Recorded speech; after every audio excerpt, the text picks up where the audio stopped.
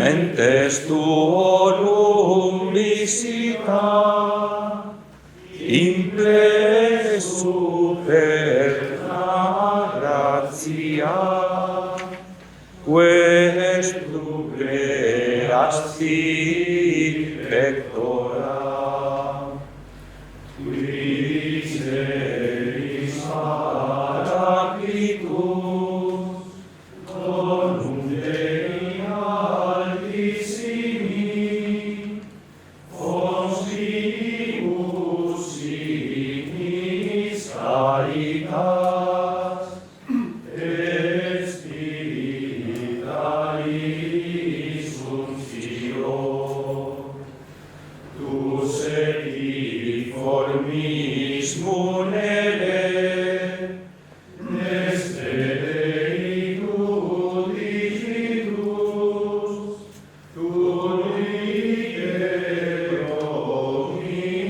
Sum Patris, sermone dicat futura, accendere lumen sensibus, infunde amores corvibus, infirma nostri corporis, virtute firmas perpeti, o sempre velas longius, pacemque dones protinus, ductores sique revio,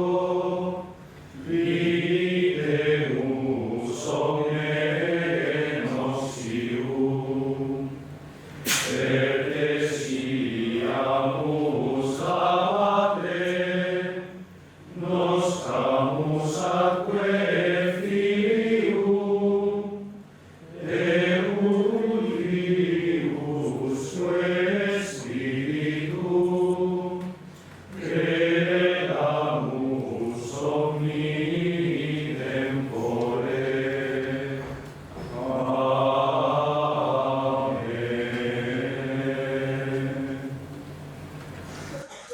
A continuación tiene lugar la entrega de las memorias del curso académico 2021-2022, presentadas por los señores secretarios del Instituto Teológico San Fulgencio, el Instituto Superior de Ciencias Religiosas San Fulgencio y la Extensión Murcia del Instituto Superior de Ciencias Religiosas a Distancia San Dámaso. Excelentísimos y reverendísimos señores, desde cada una de las realidades académicas que conviven, promueven y abren hoy un nuevo curso, presento, en nombre de mis compañeros, al señor obispo de la Diócesis de Cartagena, las memorias sobre la actividad académica, así como la labor institucional y organizativa del curso pasado, en los títulos y propuestas formativas e investigadoras que se llevaron a cabo. Estas serán debidamente expuestas según la costumbre y los canales habilitados en cada caso. Agradecemos el apoyo constante a todos y cada uno de los órganos que confluyen y trabajan para el crecimiento y la armonía de esta casa. A continuación tiene la palabra don Antonio Andreu, director del Instituto Superior de Ciencias Religiosas a Distancia San Dámaso. Excelentísimo señor obispo de Cartagena, don José Manuel Lorca, señores directores de los distintos institutos teológicos y de Ciencias Religiosas San Fulgencio, señor director del Instituto Franciscano de la Merced, superiores de órdenes religiosas, señores profesores y alumnos todos. Si me he dejado a alguien, pido disculpas y os aseguro que no ha sido de manera consciente. Hay inicios memorables, como el libro de 100 años de soledad, que dice así: muchos años después, frente al pelotón de fusilamiento, el coronel Aureliano Buendía había de recordar aquella tarde remota en que su padre le llevó a conocer el hielo. A veces no sabemos valorar las cosas en el momento oportuno y solamente cuando han pasado los años y estamos en la hora de la verdad, nos acordamos de lo importante que fue un hecho concreto de nuestra vida. Le pasó a Aureliano Buendía y nos pasa a todos cuando en el atardecer de la vida nos ponen frente al pelotón de fusilamiento. Tranquilos, estimados alumnos, que no os vamos a poner en esa situación. Aquí no estamos para fusilar, y sí para haceros tomar conciencia de lo que la mente no hace suyo en la juventud, menos aún lo hará en la vejez. O vivimos este momento como un momento oportuno para el aprendizaje de la teología y la formación pastoral y espiritual, o tal vez, con el paso de los años, nos acordemos del tiempo perdido y que nunca volverá. Y entonces de nuestra boca saldrá aquello de ojalá hubiera aprovechado mejor los años de estudio, como anhelando lo que no se tiene. Es por ello, queridos alumnos de los distintos centros, ya sea presencial, ya sea a distancia, que nunca tengáis que añorar los tiempos pasados a causa del tiempo perdido. Comenzar un nuevo curso académico supone agradecer la oportunidad de volver a descubrir nuevos horizontes filosóficos y teológicos, y es volver a poner en marcha las ganas de aprender, sea presencialmente, sea online, tal como estamos viendo últimamente. Algunos alumnos lleváis unos años aquí con nosotros, otros incorporáis este curso por vez primera. A todos os recibimos gozosos y con los brazos abiertos y queremos que el cuadro de profesores de los distintos centros esté dispuesto a trabajar en vuestra formación, para que los años que estéis aquí en los estudios os ayuden para que el día de mañana, cuando seáis sacerdotes, religiosos, religiosas, profesores de religión o laicos comprometidos, utilicéis el conocimiento adquirido en estos años como un arma en el buen sentido para la vida y que las palabras, las decisiones y acciones involucren siempre la mente y el corazón. Esto será garantía de que vivisteis los años de formación intensamente y habéis hecho vuestra propia síntesis teológica. Pensad que lo que resulte de estos años dependerá de vosotros, de vuestra hambre de amor, de justicia social, de saber dar razón de vuestra esperanza y de vuestro compromiso con la Iglesia y con el estudio. Por ello os pido, alumnos y profesores, que nada de topar, he dicho topar, palabra muy actual, pero que no se utiliza con el verdadero sentido que tiene. Nada de topar la mente y el trabajo intelectual, porque para eso y por desgracia ya tenemos bastantes personas en nuestra sociedad, personas que toparon su mente e intelectualidad después de la primera comunión. Vuestro tope tiene que tender hacia el infinito y más allá. Si lo hacéis así, el futuro de la Iglesia estará asegurado. Los que trabajamos en los distintos centros de la diócesis y lo sentimos como algo propio, estamos acostumbrados a soñar. Por eso os invitamos a soñar un sueño nuevo, con ambición, pero con humildad, con optimismo y con confianza en que obtendremos los mejores resultados. Si esto ocurre así, los institutos, la sociedad, las parroquias y cada uno de nosotros saldremos fortalecidos. No quisiera terminar esta disertación sin hacer una mención, y lo hago como cristiano y como profesor de teología ecuménica, a la muerte de la reina Isabel II, cabeza de la Iglesia hermana, la Iglesia anglicana, que dentro de breves momentos, sobre las 12, recibirá cristiana sepultura. A pesar de las diferencias entre la Iglesia católica y la anglicana, también es mucho lo que nos une. Hay que valorar también los 70 y tantos años al frente de su país e igualmente al frente de la Iglesia anglicana. De ella cabe destacar su gran capacidad de trabajo, su profunda fe y su ejemplo de diálogo y comunión. Y de las grandes personas siempre hay que aprender. Gracias a todos por vuestra presencia aquí esta mañana y ánimo para la hermosa tarea intelectual que nos espera en este nuevo curso. y esperemos no tener que fusilar a nadie literalmente, aunque tristemente a veces hay que hacerlo intelectualmente. Esperemos que este año no sea así. Que el Señor Jesús, la Virgen María, San Fulgencio y San Dámaso nos bendigan. Gracias a todos.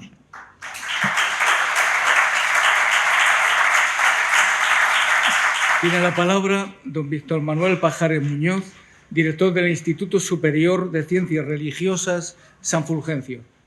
Buenos días, don José Manuel, don Francisco, don Juan Carlos, todas las demás autoridades, profesores y alumnos.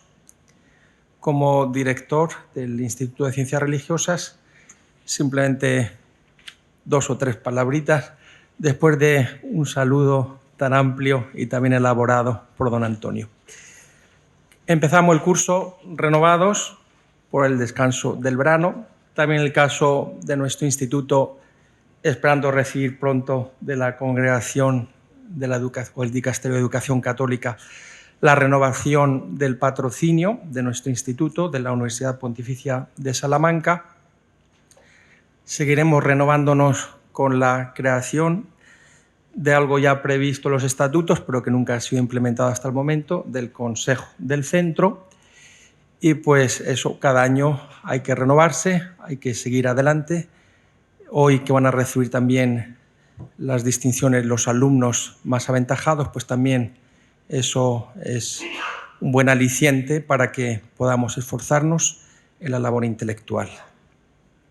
Pues esto es todo por mi parte y que tengamos todos un buen inicio de curso.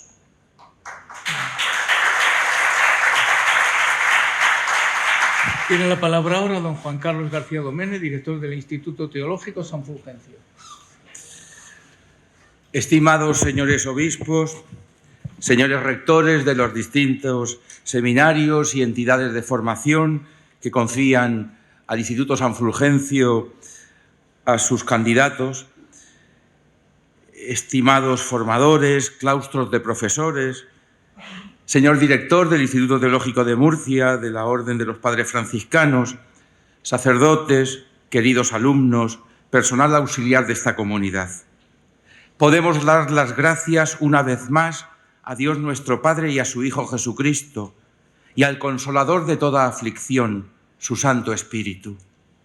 De nuevo la comunión eclesial se ha hecho ya patente y se hará operativa entre nosotros.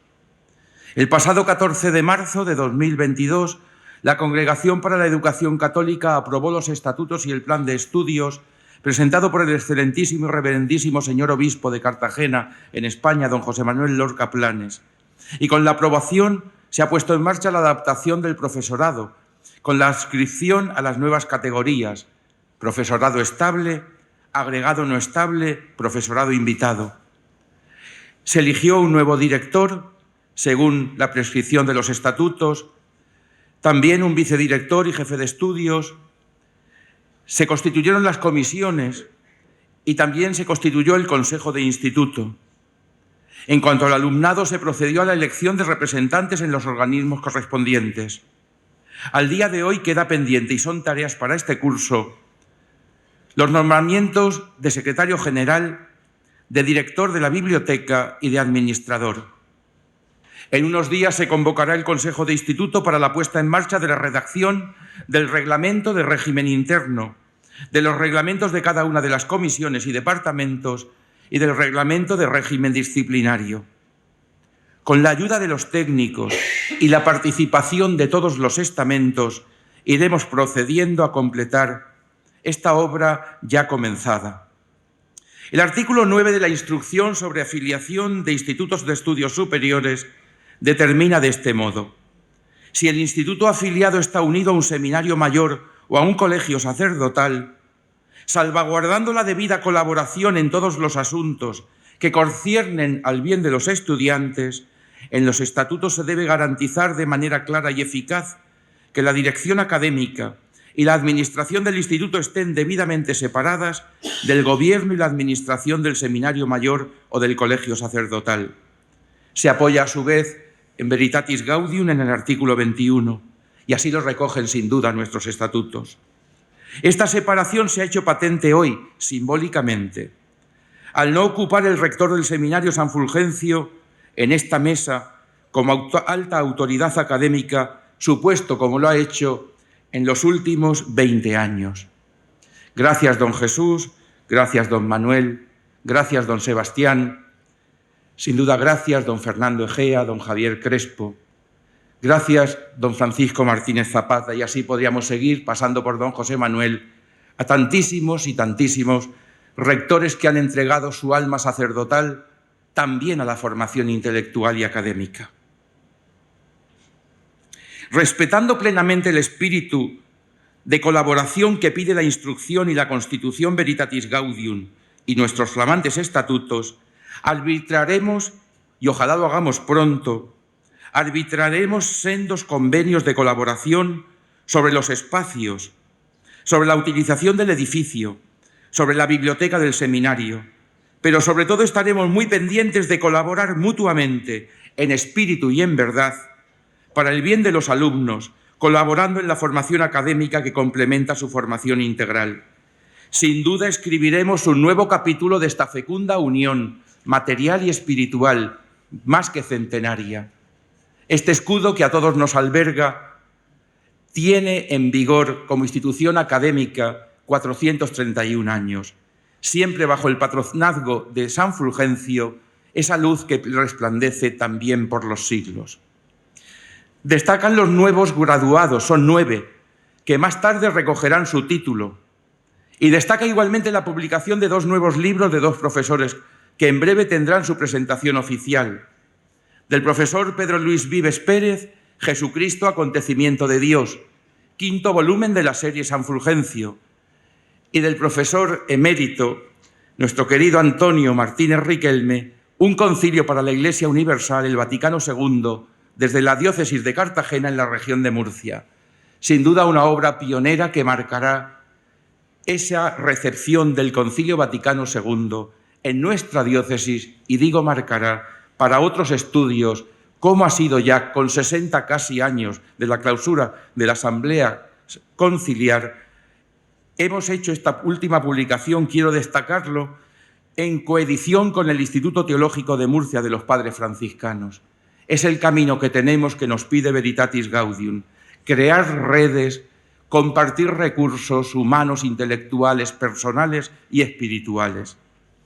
De nuevo podemos dar gracias, pero a un tiempo nos sentimos urgidos a responder con ahínco a la llamada de la Iglesia a colaborar con la misión, con la formación teológica académica en la vocación ministerial, en la vocación consagrada, en la vocación laical. Como es conocido por todos, se abre desde este curso nuestro centro a la participación, después de 20 años, de religiosos y religiosas y también del pueblo de Dios. Para alumnos y profesores os pido más estudio. Para alumnos y profesores os pido más oración, más vida interior, más rigor académico, más altura intelectual, más libertad creativa. Para todo el personal auxiliar y de servicios, a quien agradezco de nuevo su buen hacer, espero más profesionalidad, todavía más y mejor trabajo en equipo, más entrega y más humanidad. Quiero recordar que en nuestros centros de estudios no hay, ordinariamente, alumnos menores de edad. Quizá alguno de los nuevos ingresos, a quien ya aprovecho para dar la bienvenida, cumplirá 18 años antes de acabar este año 2022. No obstante, debemos recordar que todos los alumnos son, sea cual sea su edad, por su condición, personas vulnerables, y debemos estar muy atentos a evitar cualquier forma de abuso sexual, de poder o de conciencia. Lo digo para todos nosotros, profesores, personal, pero también lo digo para los alumnos. Los abusos se pueden producir en el plano académico, en el plano docente, investigador, laboral o personal. Todas nuestras relaciones entre compañeros también, entre profesores y alumnos, entre profesores entre sí, deben prevenir exquisitamente cualquier conducta inapropiada. Desde la Ley de Protección de Datos hasta todo aquello que tiene que ver con la formación y el cuidado de las personas, todo nos afecta, ya sea civil y canónicamente. Son tiempos nuevos, tiempos recios, tiempos difíciles, pero también tiempos henchidos de esperanza para la fe y el amor verdadero. Terminaré pidiendo disculpas por las molestias que estamos viviendo desde el día 29 de agosto en que comenzaron las obras y debido, como digo, a las próximas semanas también sigo pidiendo disculpas por la reforma integral de la sala de lectura de la biblioteca, sin duda una obra magna. Culminarán con estas obras un proceso de remodelación del centro que era necesario por muchos motivos. Remodelación de este aula magna, que se hizo hace 4 cursos, implementación del aula virtual, de los servicios de la red Wi-Fi, adaptación de los aseos, adaptación de la conserjería del centro, rediseño de los despachos de Secretaría de Ciencias Religiosas San Dámaso y de Dirección del Instituto Teológico San Fulgencio y ahora, como digo, culminando las reformas del interior, que no las del exterior, don José Manuel, reformando, como digo, la sala de lectura. Al final de esta mañana, para las autoridades, y si algún curioso luego también se quiere asomar, curioso o curiosa, por no hacer lenguaje inclusivo, tendremos al arquitecto que ha diseñado la reforma y también al constructor, y tendremos visita, como se hacen estos acontecimientos, del proceso de obras. Deseamos que a primeros de diciembre esté completada la tarea y que en las vacaciones de Navidad todo quede dispuesto para su bendición e inauguración. Un último aviso para navegantes despistados, y lo digo en román paladino. Tenemos una estupenda web por 5º año. Una estupenda web que es no solo oficiosa, sino oficial para comunicados. También para los profesores lo digo. Tenemos una magnífica aula virtual y una red de correos electrónicos institucionales. Por favor, solo se deben usar en nuestras relaciones las comunicaciones electrónicas institucionales oficiales. No me vale, lo digo una y otra vez en román paladino, no me vale mándamelo al WhatsApp. Y mandar un trabajo al WhatsApp no se le puede consentir a ningún alumno, pero que un profesor lo reciba no lo debe hacer. Y ejemplos como este podríamos poner unos cuantos. Novedades importantes hay en el calendario académico para este curso. Las clases del primer cuatrimestre, atención, terminan con las vacaciones de Navidad, las clases. Y a la vuelta, con los juguetes que nos traigan los Reyes Magos, podremos también presentarnos a los exámenes del antiguo febrero, que ahora serán completamente en enero. Santo Tomás, el eje entre los 2 cuatrimestres, se celebrará el 30 de enero, Dios mediante, y comenzará el segundo cuatrimestre concluyendo sus clases el 5 de mayo, en plenas fiestas de Caravaca, y aprovecho a saludar a los caravaqueños que están presentes, que es un buen grupo. Todo mayo, por tanto, para los exámenes de junio, y desde la mitad de junio hasta primeros de julio para los exámenes de la convocatoria extraordinaria. Vamos a ir creando esta nueva mentalidad. Universidades pontificias españolas ya han comenzado a final de agosto, primeros días de septiembre, también la nuestra, la Pontificia de Salamanca. Las universidades de Roma, como siempre, lo harán pues dentro de un par de siglos, acogerán los estatutos del espacio europeo. Muchísimas gracias a todos por vuestra presencia, muchísimas gracias, y todo ello seguro que será posible con la gracia de Dios y está a nuestro alcance si Él no nos falla. Enhorabuena y adelante. Tiene ahora la palabra el padre Eduardo Sanz de Miguel, profesor de espiritualidad del Instituto Teológico San Fulgencio. Padre Eduardo Sanz de Miguel no necesita presentación en este centro, porque fue profesor invitado durante varios años, hace un poquito, pero no tanto, porque no tiene tantos, con 56 años que cumple pasado mañana. Habla de su juventud, habla de su formación, habla de su experiencia.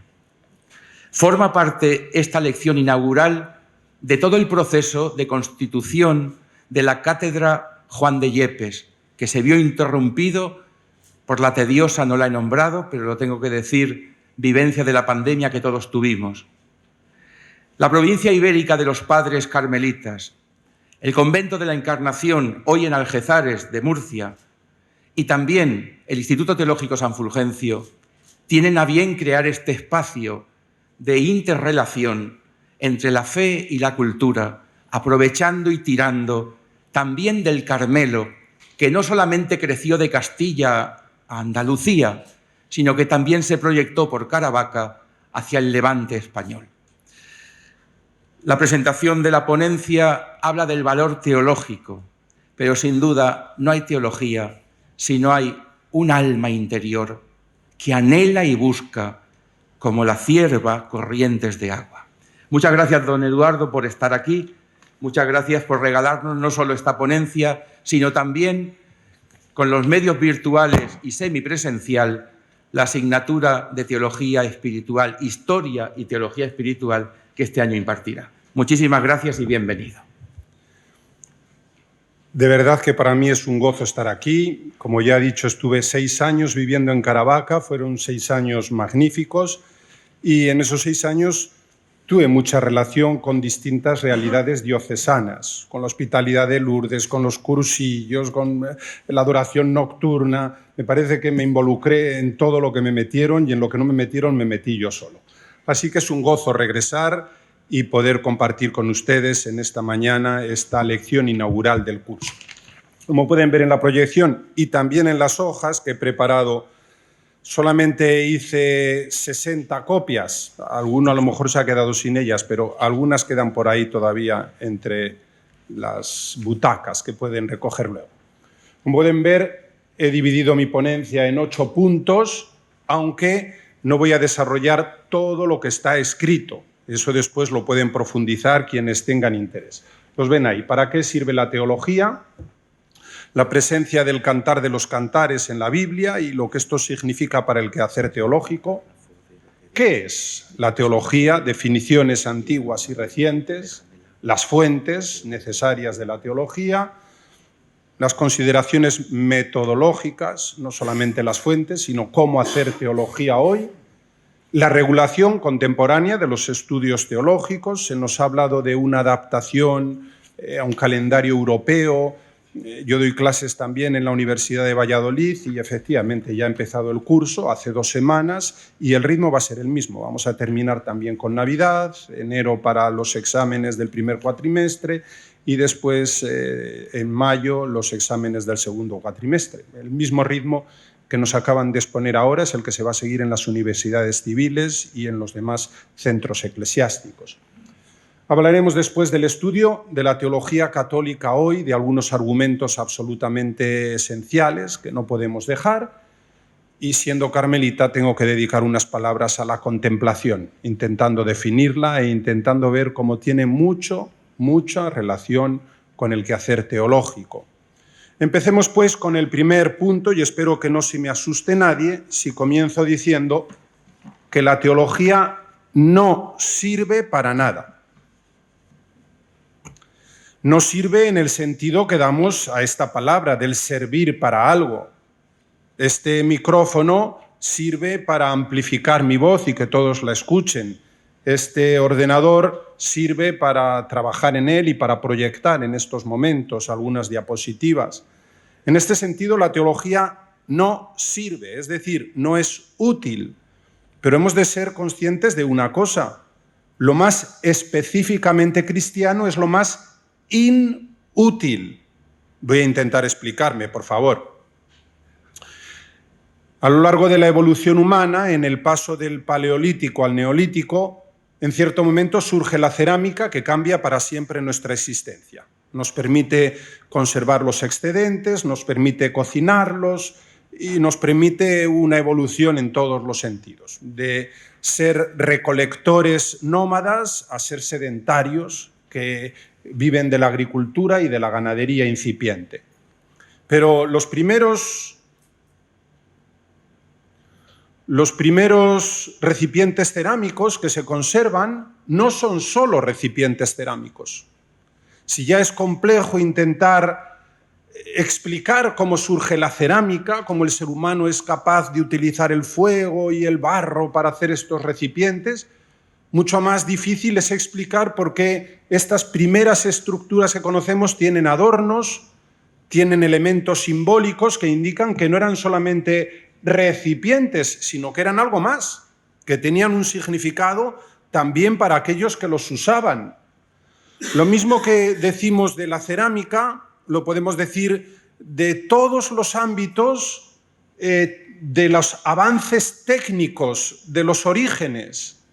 Vemos que en el origen de la evolución, eso, sobre todo el paso del Paleolítico al Neolítico, pero ya antes, van unidos los avances técnicos útiles y los avances que podríamos llamar artísticos, inútiles. Ya desde el Paleolítico sí conservamos algunas puntas de flecha y conservamos algunos otros elementos que eran útiles, pero conservamos también pinturas rupestres y aquellas famosas que se han dado de llamar de una manera un poco no específica, aunque tampoco equivocada, las Venus del Paleolítico, imagencillas relacionadas con ritos de fertilidad. Vemos que desde el principio el ser humano une la técnica y el arte, la materia y el espíritu. Y esto es absolutamente esencial en nuestra historia. Y, bueno, podemos reflexionar sobre este argumento. Nosotros, si una persona hace bien una mesa, le decimos que es un artesano. Pero si una persona hace una mesa de una manera tan artística que nos sorprende, decimos es un artista. Al artesano le pedimos un mueble que sirva para algo, para comer encima, para apoyar una maceta, para lo que sea. Al artista le pedimos un objeto que no tiene por qué servir para algo. A las mesas taraceadas que se conservan en los museos vaticanos o que se conservan en el Museo del Prado o en los Uffizi de Florencia, no les pedimos que sirvan para algo. Este tipo de objetos son ya significativos en sí mismo.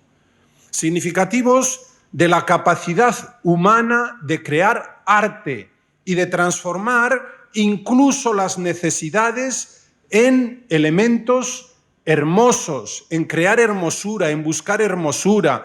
Y el ser humano va buscando siempre expresarse a través de estas manifestaciones. Podemos decir, ¿para qué sirven los cuadros? No solo los del Prado, los que ponemos en nuestras casas. ¿Acaso los hacen más cálidas? Simbólicamente utilizamos esa palabra. Este es un lugar más cálido, pero materialmente no las hacen más cálidas. ¿Para qué sirven los manteles que colocamos en las mesas? Las flores que adornan hoy nuestro espacio. ¿Para qué sirven los jardines? Podemos comprender los ingentes esfuerzos de los agricultores por trabajar la tierra para que dé verduras y frutas con las que alimentarnos.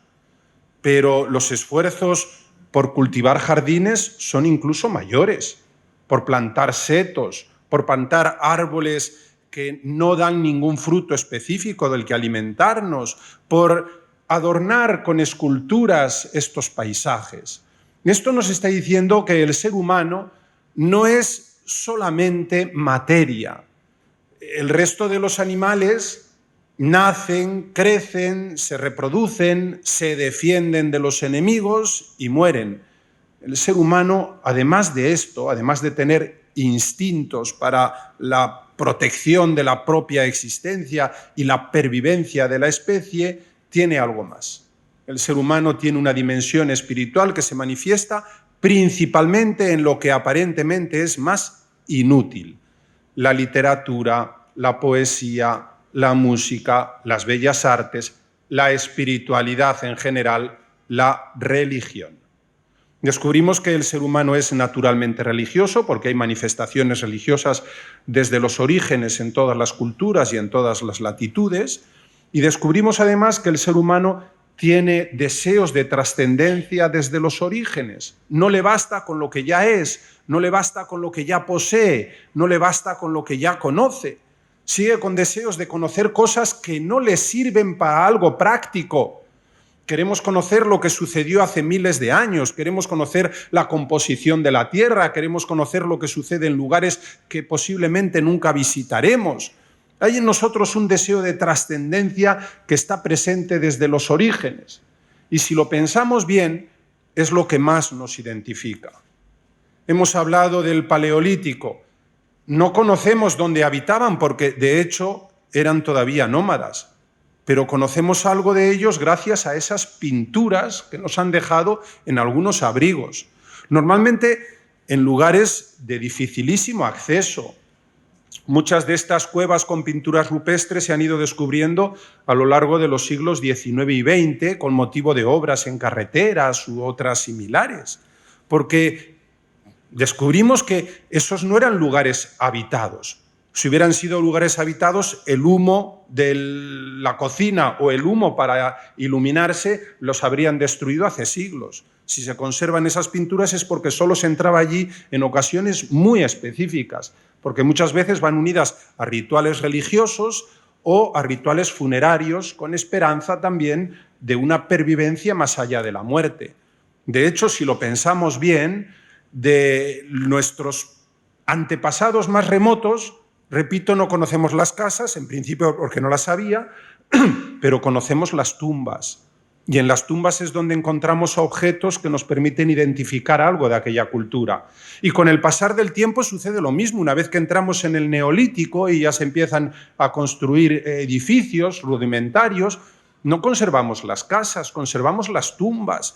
Y después entramos ya en la cultura propiamente dicha, una vez que aparece la escritura, hace apenas 5.000 años, y de Mesopotamia, de Egipto, de estas primeras civilizaciones, nos sucede lo mismo. Seguimos sin conservar las casas, seguimos sin conservar objetos que utilizaban cotidianamente en sus casas, si no es porque los encontramos en los túmulos funerarios.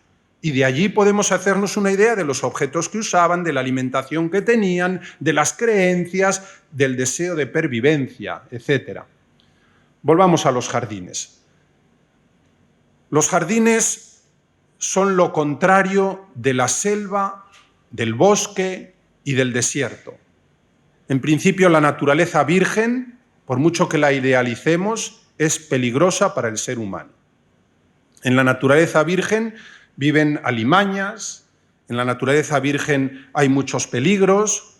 El jardín es la naturaleza domesticada, la naturaleza a imagen humana, la naturaleza donde el ser humano puede realizarse. El jardín en realidad es el mejor espejo de lo que es la cultura, pero también de lo que es la espiritualidad.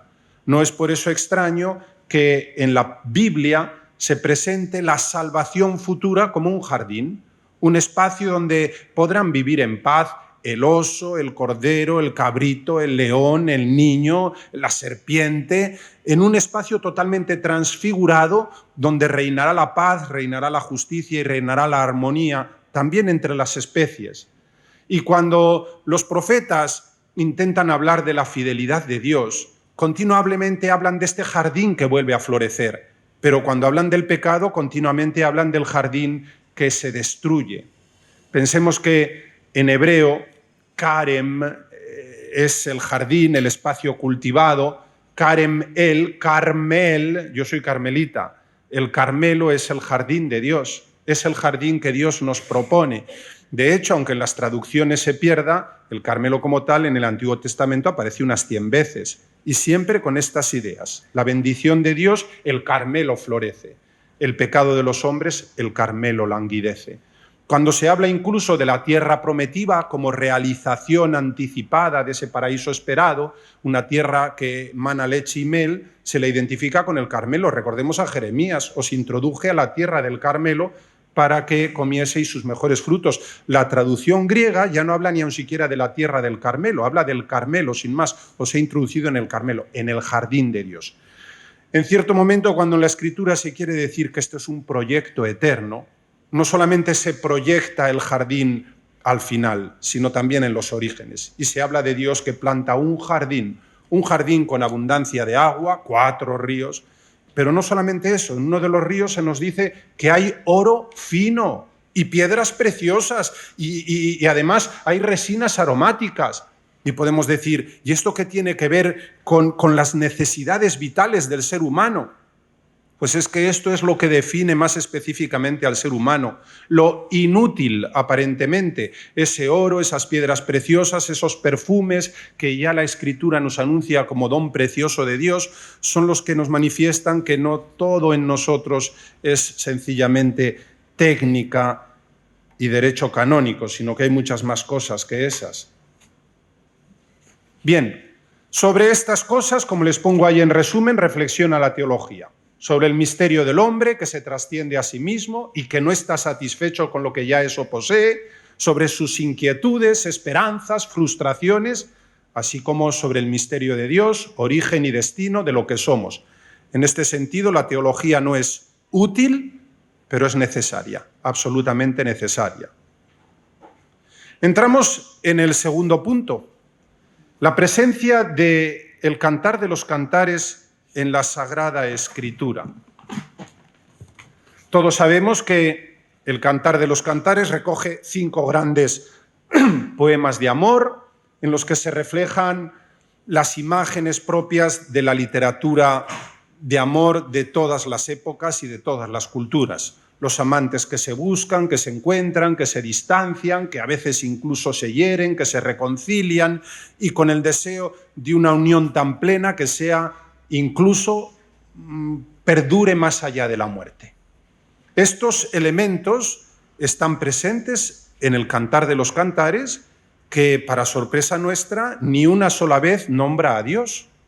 No aparece la palabra Dios, ni aparecen elementos aparentemente religiosos.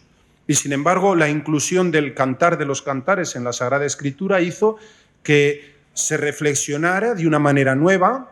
Los rabinos desde el principio han identificado el Cantar de los Cantares como el libro más santo de toda la Biblia. Saben que insisten diciendo todos los libros de la Escritura, ellos no usan la palabra Biblia, es obvio.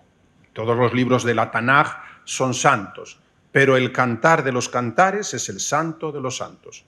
Y el mundo entero, con todo lo que contiene, no vale lo que el día en que se escribió el Cantar de los Cantares. Es decir, dan una importancia grande al Cantar de los Cantares que se convierte en la imagen para hablar de las relaciones de Dios con el hombre, para explicar su historia, especialmente en los momentos dramáticos del exilio de Babilonia. Igual que hicieron los rabinos, hicieron los primeros cristianos. Los padres de la Iglesia insisten en que el Cantar de los Cantares es el lenguaje mejor para hablar de la relación de Dios con los hombres. En principio, trasladan, si el esposo era Dios para los rabinos, en este caso es Jesucristo, si la esposa era Jerusalén, Sion, Israel, ahora es la Iglesia, hasta que en el siglo III el gran comentarista Orígenes lo transforme. Dice así, un texto de Orígenes: este epitalamio, es decir, canto de bodas, tengo para mí que Salomón lo escribió a modo de drama y lo cantó como si fuera el de una novia que va a casarse y está inflamada de amor celeste por su esposo, que es el Verbo de Dios. Lo cierto es que apasionadamente le han amado tanto el alma, que fue hecha a su imagen, como la Iglesia. Con todo, el presente escrito nos enseña además qué palabras utilizó personalmente este magnífico y perfecto esposo al dirigirse a su cónyuge, el alma o la Iglesia. Amplía la percepción del Cantar de los Cantares, ya no solamente la historia de amor de Dios con su pueblo, es la historia personal que Dios quiere establecer conmigo en Jesucristo. Esto lo desarrollaron los cistercienses medievales, prácticamente todos los autores cistercienses hablan de este argumento. Por supuesto, San Bernardo es el más conocido, que no tiene uno, sino que tiene hasta 3 comentarios al Cantar de los Cantares y numerosas homilías sobre el Cantar de los Cantares. Pero nadie lo ha expresado con la belleza y con la profundidad de San Juan de la Cruz. Los autores carmelitas también han realizado una espiritualidad esponsal a partir del Cantar de los Cantares, pero en el Cántico Espiritual de San Juan de la Cruz hay una teología. Bueno, Miguel de Unamuno decía: la única teología que merece la pena escrita en español es la de San Juan de la Cruz y la de Santa Teresa de Jesús. Dice, todo lo demás no es teología, sino otra cosa. Entonces, bueno, es verdaderamente una teología profunda, la del Cántico Espiritual. Ya saben que empieza con el alma que se siente herida de amor, se ha sentido visitada, pero rompe todas las imágenes, porque en las poesías amatorias siempre el esposo, la parte masculina, es el que hiere y la esposa es la sierva vulnerada. San Juan de la Cruz empieza diciendo, Jesucristo es el esposo que me hiere, pero al mismo tiempo yo que soy la esposa le he herido a él. Algo que nos desborda y que no terminamos de comprender, y por eso sale uno de sí mismo en búsqueda de este amado que nos ha amado primero, que nos ha buscado primero, pero que misteriosamente se siente herido de nuestro amor y que también busca nuestra respuesta. Y ya saben, desde la primera estrofa: ¿a dónde te escondiste, amado, y me dejaste con gemido? Como el ciervo huiste habiéndome herido, salí tras ti clamando y era sido. Es decir, el ciervo es el amado, pero él es al mismo tiempo el cazador, me ha herido. Y a partir de ahí rompe todas las imágenes y va desarrollando precisamente una teología que va desde la creación, un proyecto de amor, el padre que desde siempre ama al hijo, y como el amor es fecundo y el amor se expande, deciden crear otros seres a los que amar, a los que introducir en su vida, hasta la redención, que es una obra también de amor, y hasta la vida eterna, que es la participación en la vida de Dios, la divinización, la teosis que dicen los autores orientales. Entonces, podemos concluir este segundo punto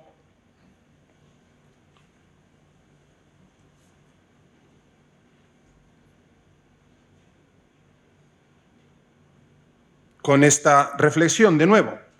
De estas cosas tienen que hablar necesariamente la teología, de nuestros deseos de vida en plenitud, del encuentro personal con Cristo, de la transformación en su amor, de la vida anticipada del cielo en la tierra, de ese fuego que Jesús ha prendido en nuestros corazones y que querríamos que nos abrasara totalmente.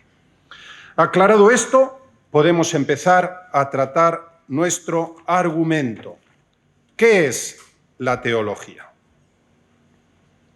Como bien sabemos, la palabra viene del griego y tenemos aquí a don Cristóbal que nos puede decir que Theos es Dios, pero logos es la palabra más difícil de traducir del griego, porque no solamente es palabra, verbo, proyecto, orden, sentido, hasta, nos lo puede recordar él, hasta la lista de la compra se puede identificar con la palabra logos. Por lo tanto, es la palabra más compleja de traducir y una de las más utilizadas en la literatura extrabíblica.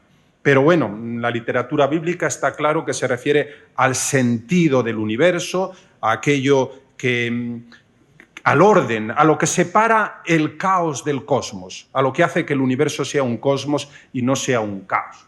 Entonces, teología es un discurso ordenado sobre Dios. Pero claro, si es un discurso sobre Dios que pretende ser ordenado, tenemos que, desde el principio, aceptar que hay muchas teologías. Hay muchas personas que han hecho discursos más o menos ordenados sobre Dios. Cada religión tiene una teología, una manera de hablar de Dios. Y no pensemos que es lo mismo hablar de una manera que de otra. En el lenguaje también va incluida ya una identificación del objeto. Miren, cada día estamos más rodeados de personas que practican el Islam y que acuden buscando una vida mejor en nuestras tierras.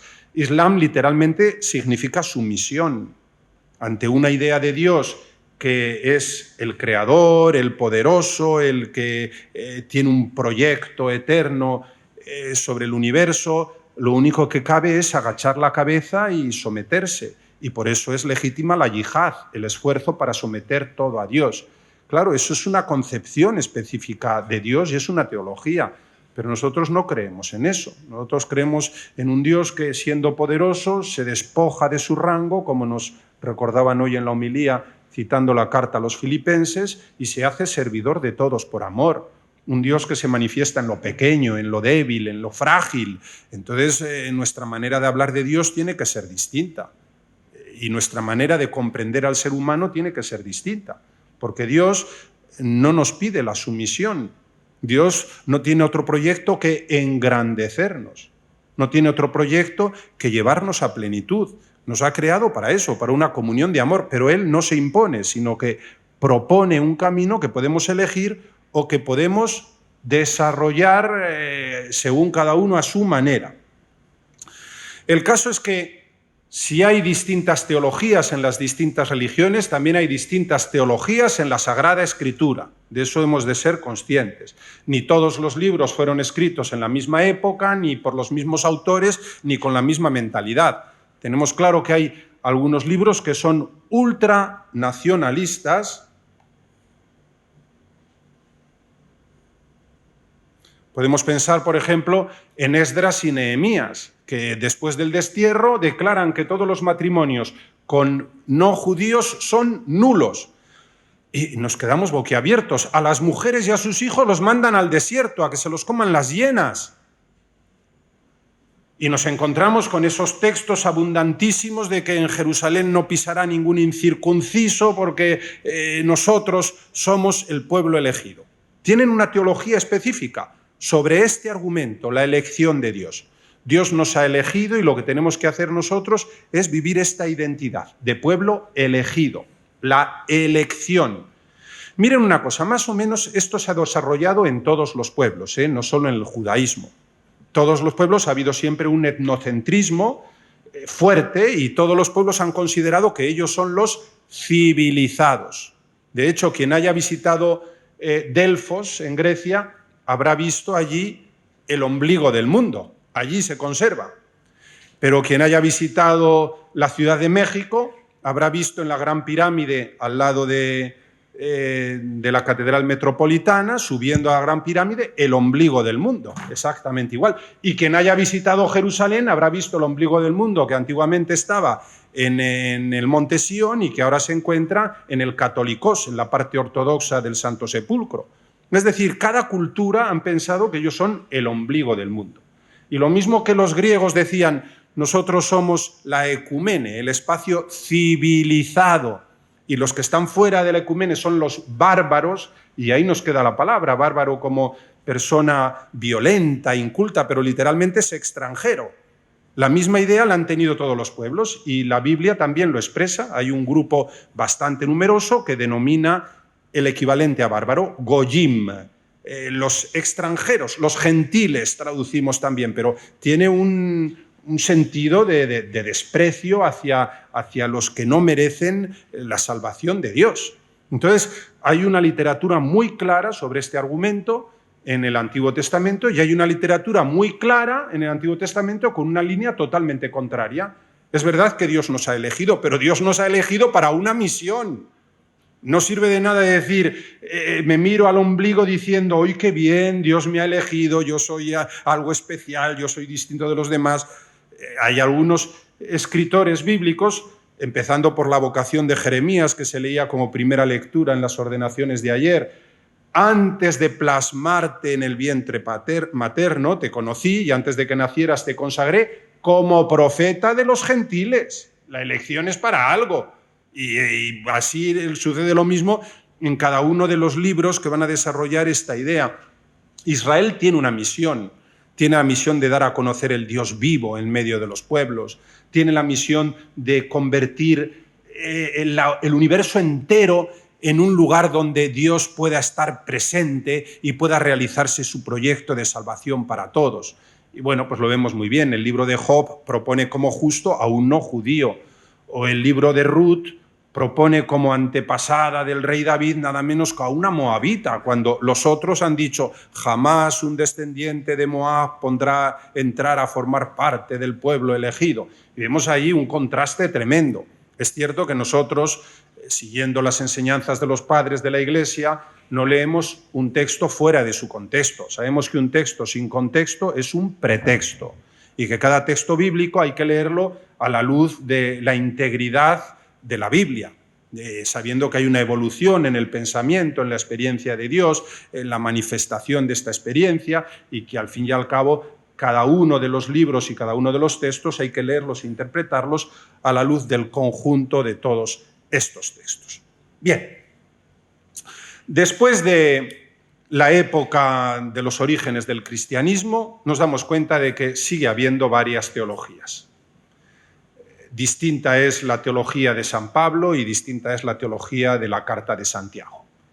Y estas dos líneas que habían empezado ya en el Antiguo Testamento, una insistiendo mucho más en la identidad que hay que salvaguardar, porque somos el pueblo elegido, y otra insistiendo mucho más en la misión, porque hemos sido elegidos para algo. Estas líneas se han mantenido en el judaísmo hasta hoy y se han mantenido en el cristianismo hasta hoy. Habla también el Papa Francisco muchas veces de una iglesia herida de autorreferencialidad y de una iglesia en salida. Es lo mismo. Es los que insisten en la elección, somos distintos, somos privilegiados y esto es lo que tenemos que conservar, y hay quienes insisten en la misión. Lo ideal sería que supiéramos unir los dos elementos. Me salto todos los demás argumentos de qué es la teología, porque si no es imposible aquí avanzar algo, y me centro solamente en el inicio de la carta a los hebreos. Recuerdan que muchas veces, de muchas maneras, habló Dios a los antepasados por medio de los profetas, pero ahora nos ha hablado por medio del Hijo, que es la imagen de su sustancia y es la presencia de Dios entre nosotros. Esto es cierto. Nosotros creemos que Jesucristo es el mismo ayer, hoy y siempre, y es el revelador, y que después de él no se puede añadir nada a la revelación. Pero al mismo tiempo somos conscientes de que nuestra percepción de la revelación es siempre limitada. San Juan de la Cruz dice, por muchas cosas y muy buenas que han escrito los santos padres y doctores de la Iglesia acerca de Cristo, lo más y mejor está por decir y aún por descubrir, porque es como una abundante mina de tesoros que cuanto más se excava, más tesoros se encuentran y nunca se termina de hallar fin. Es decir, el misterio de Jesucristo, por supuesto que es el mismo. La delicada labor de la teología es traducir este misterio, traducir este mensaje de salvación para que en cada generación sea comprensible. Pensemos un poquito a nivel externo en la historia del arte. Aunque sea una imagen neorrománica, no representa la misma concepción teológica de María, de Jesús, una imagen románica que una imagen barroca, porque efectivamente no era la misma sensibilidad y por lo tanto no es la misma teología.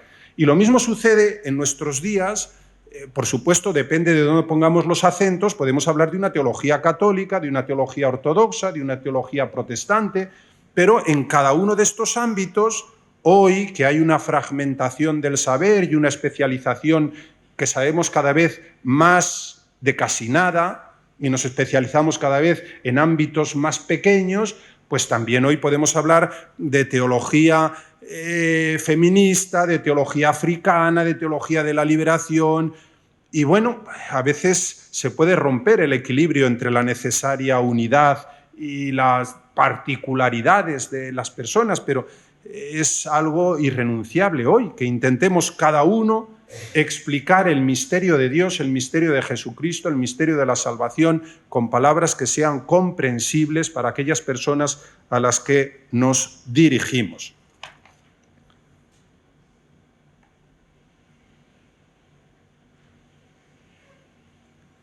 Bien, entre las definiciones, por supuesto que podemos seguir usando sin duda ninguna a San Anselmo de Canterbury, la fe que busca entenderse a sí misma, que podemos seguir usando a Santo Tomás de Aquino, Dios es el que se conoce a sí mismo, esta es la verdadera teología, pero como nos ha revelado algo, pues podemos conocer algo de Dios, lo que Él nos ha querido revelar. Pero sin duda ninguna hoy tenemos que buscar también otras definiciones porque esas son muy buenas, pero utilizan un lenguaje que se ha convertido en incomprensible para la mayoría de nuestros contemporáneos. Hoy se tiende a definir la teología como aquella ciencia de la fe, ciencia que estudia la revelación, y por lo tanto podemos decir que es el estudio sistemático de la revelación que Dios por medio de Cristo hace de sí mismo, del origen y destino del mundo, del sentido de la vida humana. Hablemos de las fuentes de la teología. Por supuesto que la primera y principal tiene que ser la Sagrada Escritura. Hoy no se puede hacer teología partiendo desde otros ámbitos. Hay que partir siempre de la revelación. Pero la teología necesita también otras fuentes entre las que están los escritos de los padres de la Iglesia, el magisterio, la liturgia, la reflexión de los santos, la reflexión teológica a lo largo de los siglos, pero es que además necesita de otras herramientas, no solo de otras fuentes. Necesitamos por fuerza de la psicología, de la sociología, de la historia de las religiones, necesitamos de las ciencias humanas para poder hacer correctamente teología. Si no, la teología no es posible.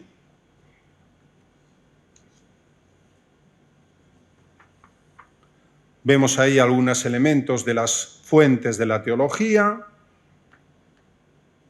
Hay numerosos documentos pontificios y documentos de las academias pontificias y de las congregaciones sobre este argumento que nos dicen, hombre, aprendamos a distinguir entre los contenidos de la teología, la verdad revelada, y el lenguaje.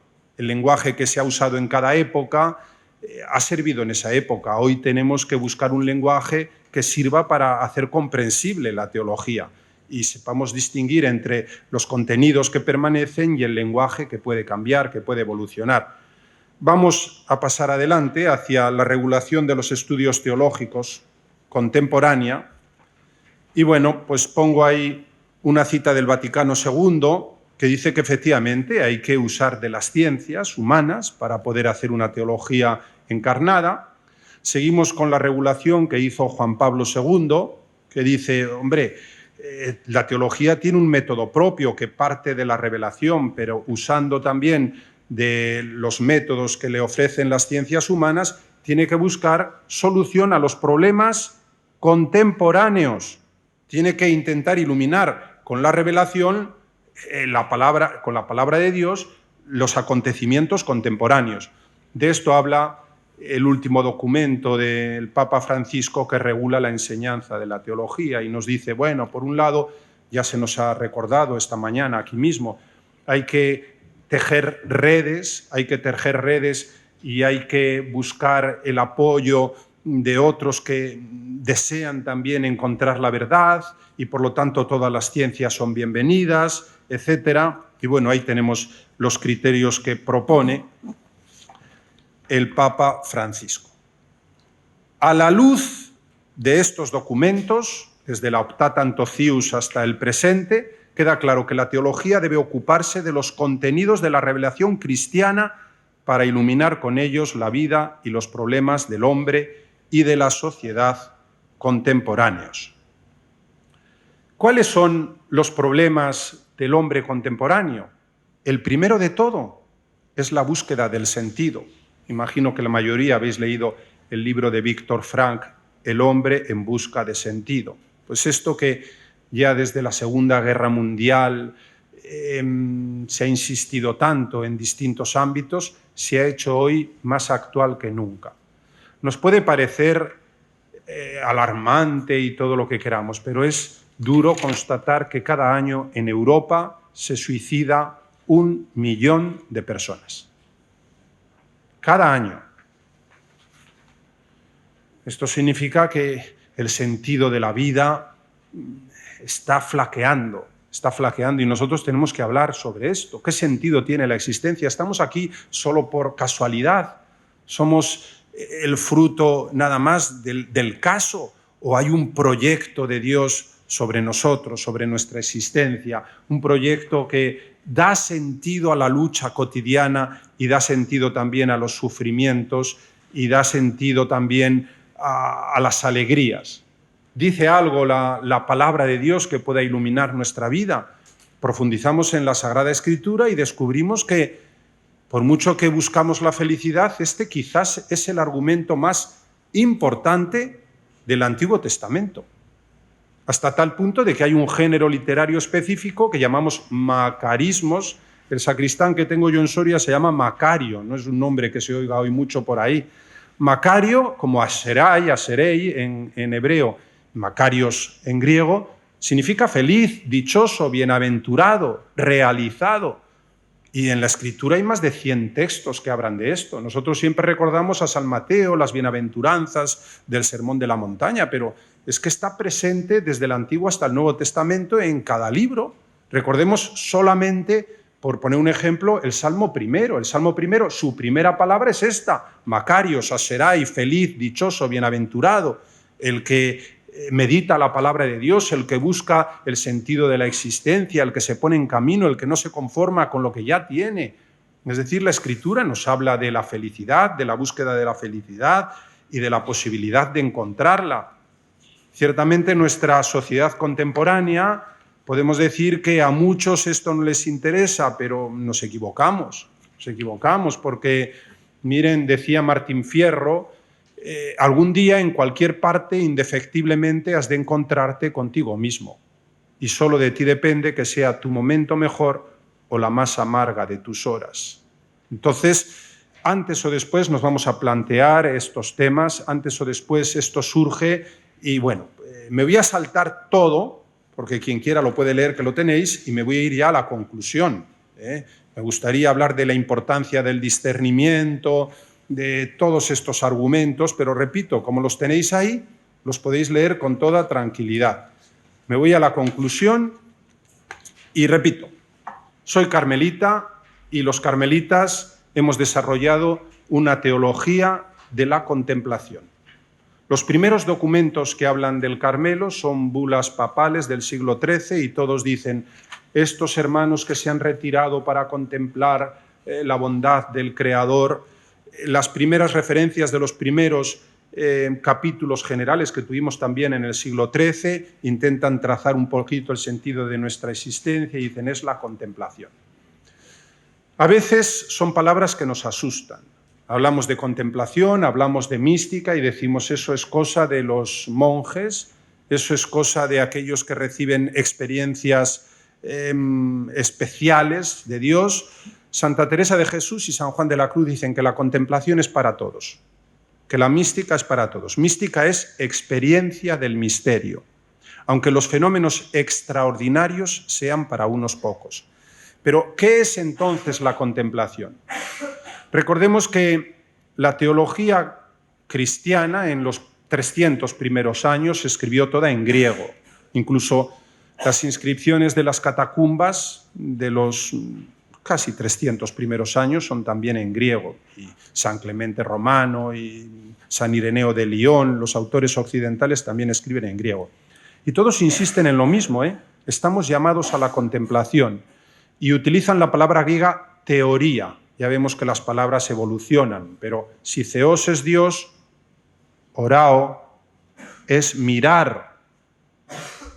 Contemplación, por lo tanto, significa tener la mirada de Dios sobre el mundo.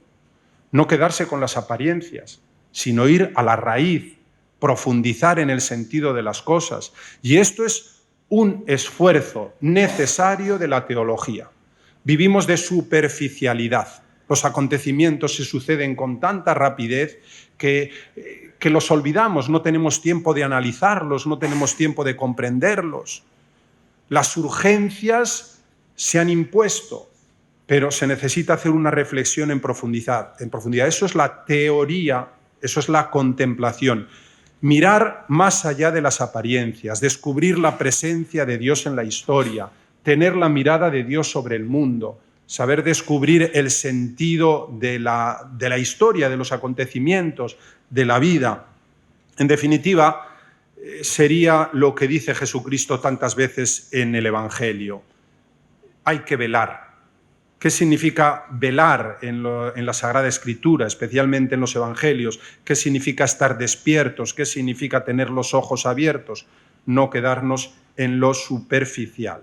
El Señor llega, y son muchas las parábolas que hablan de esto, pero no pensemos en el momento de la muerte.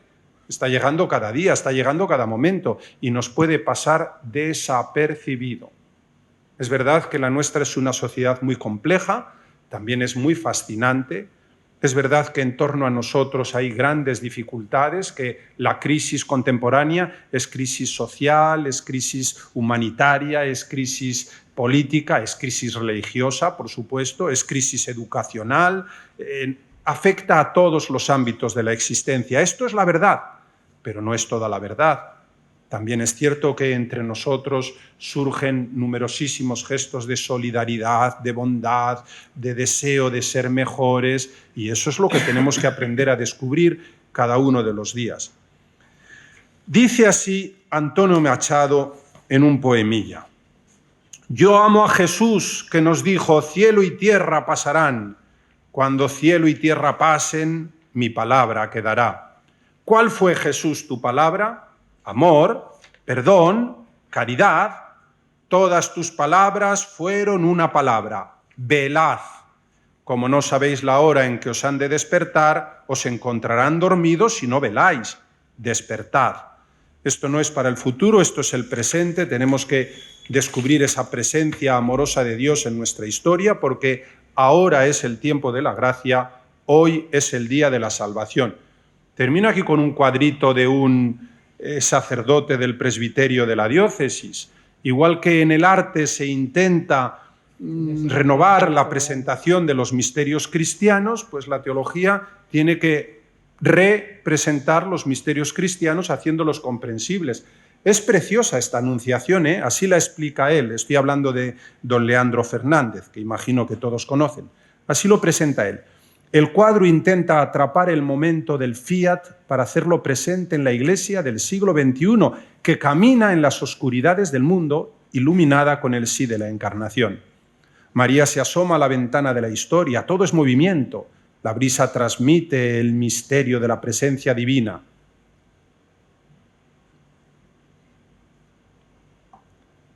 Con el suave movimiento de sus cabellos y el vibrar de los colores que intentan recrear la sensación de algo divino que nos sobrepasa.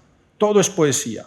El verbo que se hace carne en el silencio de Nazaret, la mirada perdida de María rebosante de gracia y belleza. La blanca paloma, con su aletear suave y silencioso, cubrirá con su sombra a la Virgen y en su bendecido vientre se encarnará el Verbo. El lirio morado anuncia a Cristo, como un preludio trae a nuestra memoria su pasión, muerte y resurrección. Bueno, que la contemplación de este cuadro nos invite a reflexionar.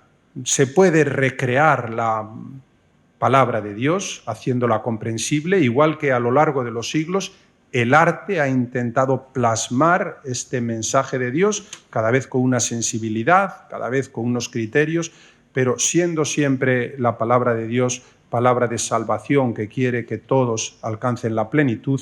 Tenemos que hacer el esfuerzo de traducirlo a un lenguaje comprensible para nuestros contemporáneos. Gracias por su atención.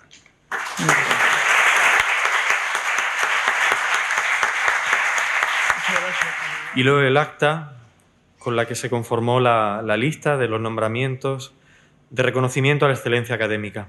El Instituto Teológico San Fulgencio, teniendo en cuenta los criterios generales para la concesión de reconocimiento a la excelencia académica, emanados de la Junta de Gobierno y la Comisión de Evaluación, Calidad y Transparencia, procede a otorgar tales distinciones en relación a los resultados obtenidos en el curso 2021-2022.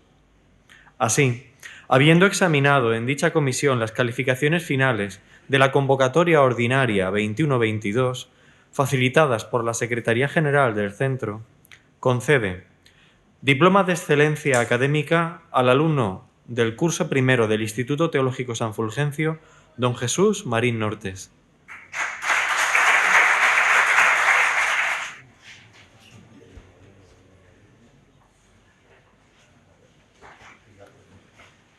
Diploma de excelencia académica al alumno del curso primero, don Jesús Martínez Castaño.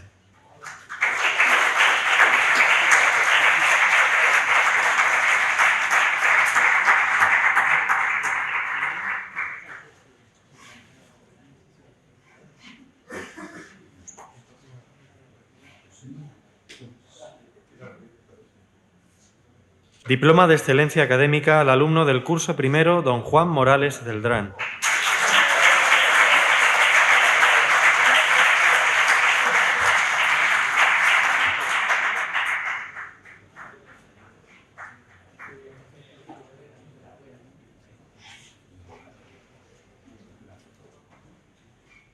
Diploma de excelencia académica al alumno del curso primero, don Juan Pedro Sánchez Vidal.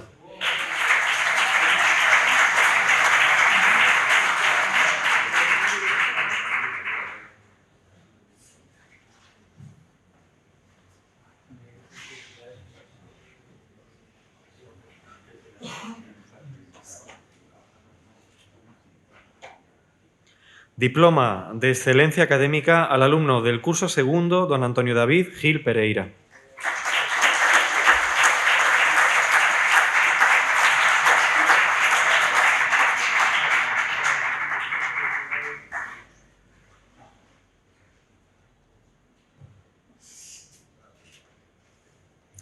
Diploma de Excelencia Académica al alumno del curso segundo, don Diego Martín Serrano Rodríguez.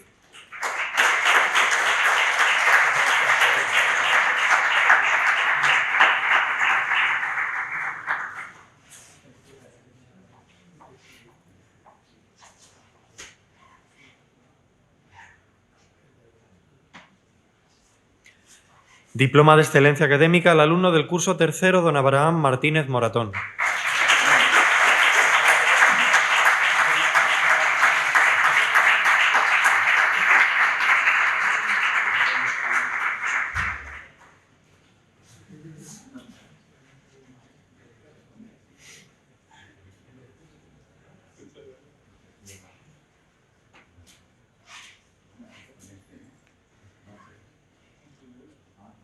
Diploma de Excelencia Académica al alumno del curso cuarto, don Juan Diego Borja Salcedo.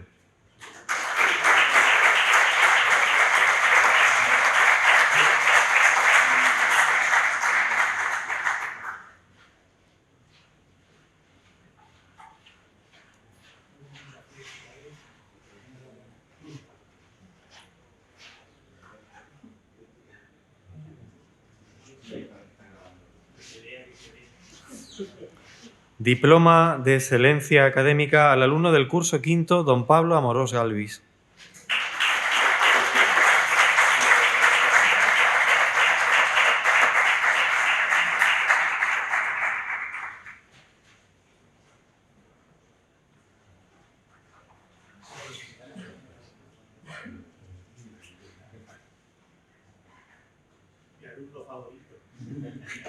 Diploma de Excelencia Académica al alumno del curso quinto, don Andrés Caballero Martínez.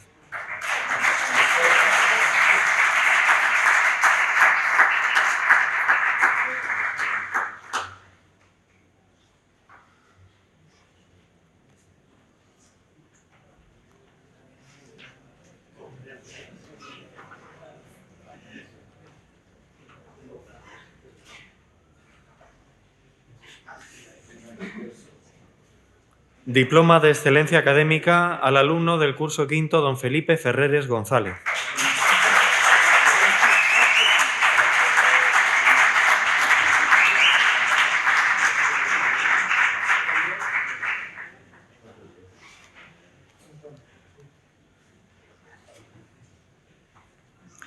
Hago mención del Diploma de Excelencia Académica otorgado al alumno del curso quinto, don Emmanuel Iotti, que, habiendo excusado su asistencia, reservaremos en la Secretaría la entrega de dicho diploma. Y también, y para terminar, los diploma de Excelencia Académica al alumno del curso sexto, don Brian Palau Avellán.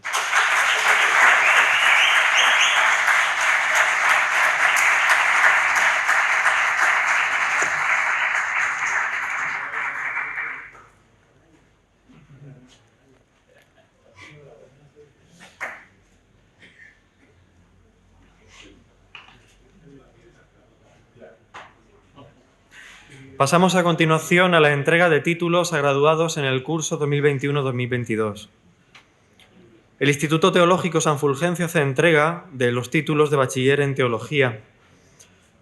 Voy a leer juntos, puesto que lo va a recoger don Brian, a don Alexander Martínez Novak. ¿Está presente?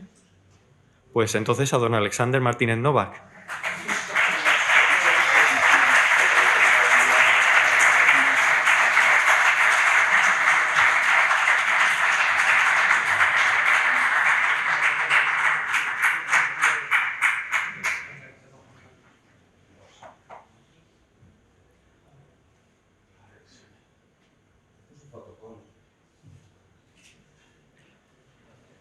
A don Brian Palau Avellán.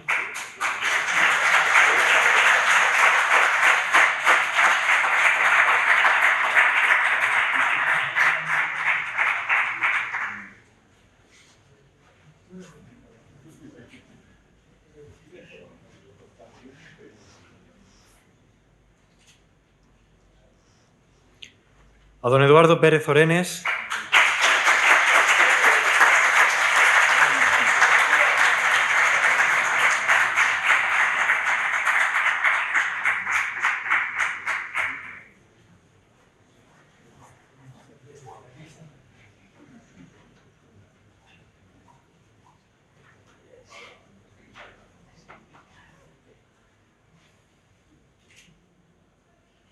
a don Antonio Sánchez Franco,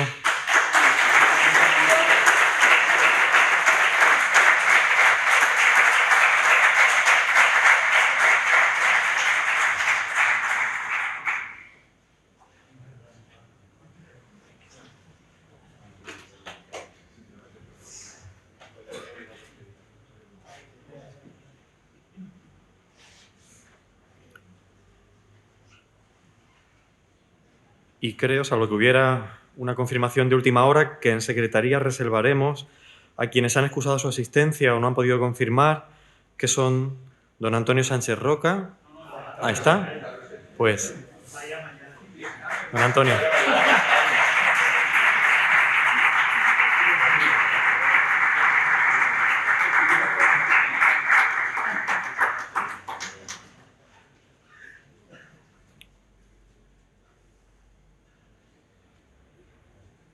Y creo que ahora no me equivoco, don Joel Atacali Alimupey, don Romeo Minsabayan Marcel, a don Miguel Gabriel Cheatá y a don Manuel Jesús Piedra Jiménez, de quien reservaremos los títulos de graduados en la Secretaría.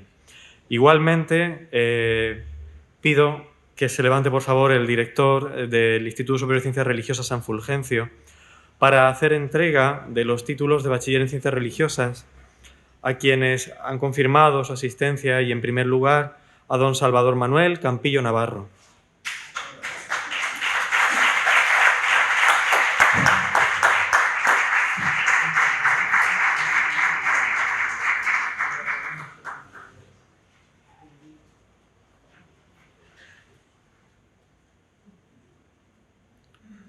Así como a don David Gento del Amo.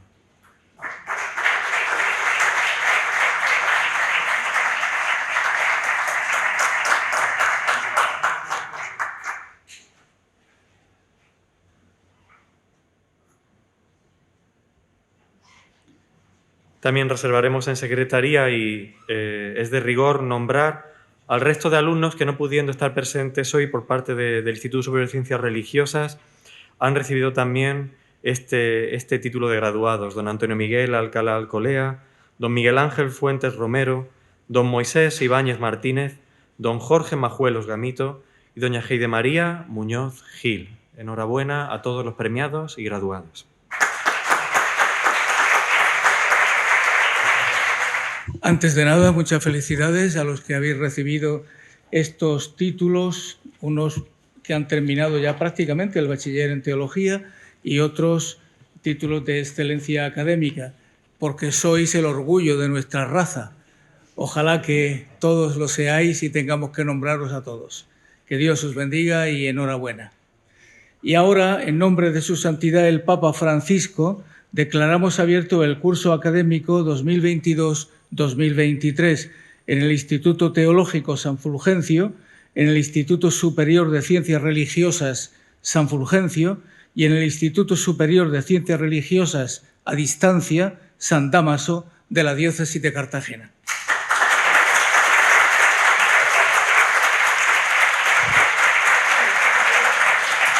Salve Regina, Mater Misericordiae, vita dulcedo, espes nostra salve.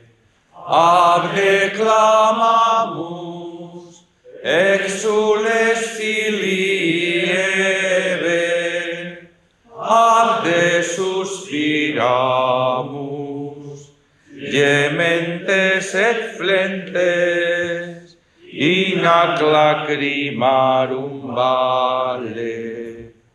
Ella ego, advocata nostra, y los tuos misericordes oculos, haznos converte. Jesús, benedictum fructus ventris tui, nobis os hoc exilium ostende. O clemens, o pia, o dulcis Virgo